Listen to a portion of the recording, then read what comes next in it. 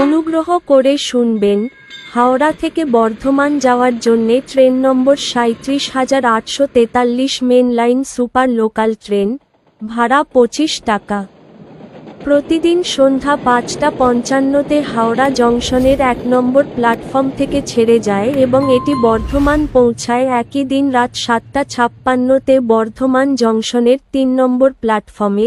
ট্রেনটির মোট যাত্রাপথ ১০৭ কিলোমিটার, যা অতিক্রম করতে সময় লাগে ২ ঘন্টা ১ মিনিট।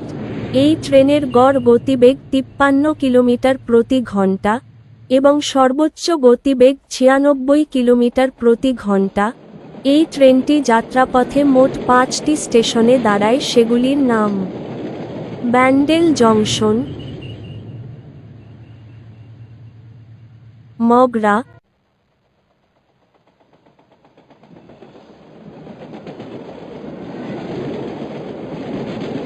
পান্ডুয়া,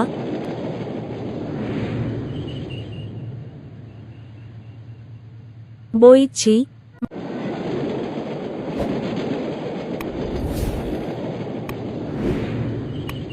মেমারি। এর পরের স্টেশন বর্ধমান জংশন। ভিডিওটি ভালো লাগলে লাইক করবেন এবং সঠিক তথ্যের জন্য চ্যানেলটিকে সাবস্ক্রাইব করবেন।